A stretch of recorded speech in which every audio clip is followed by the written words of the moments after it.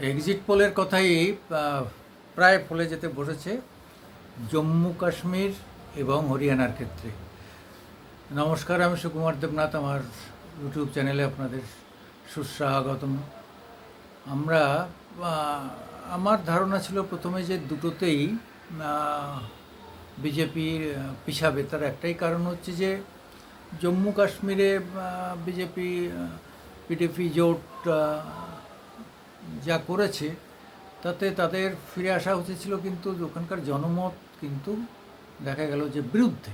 কারণটা সেটা এখনও করা যায়নি যে বিজেপির বিরুদ্ধে কেন এত কাজ করার পরও তারা দাবি করছে।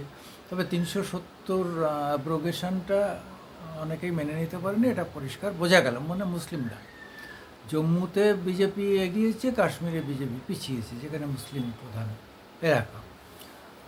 অন্যদিকে হরিয়ানায় সাধারণত মানে ম্যাক্সিমাম 10 বছরের বেশি কোনো দল থাকে না।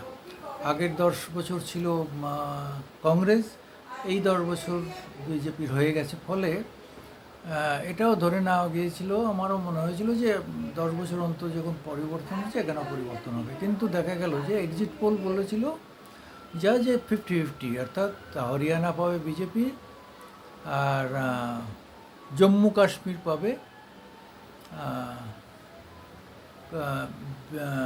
কনফারেন্স এবং আপনার ওই ফারুক আবদুল্লাহর কনফারেন্স এবং কংগ্রেস, ন্যাশনাল কনফারেন্স এবং কংগ্রেসের যে জোট, তারা ওখানে ভালো ফল করবে।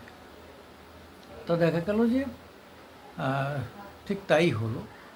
তবে বিজেপিকে যতটা পিছিয়ে ফেলবে জম্মু কাশ্মীরে ভেবেছিল, সেই জায়গাটা হয়নি।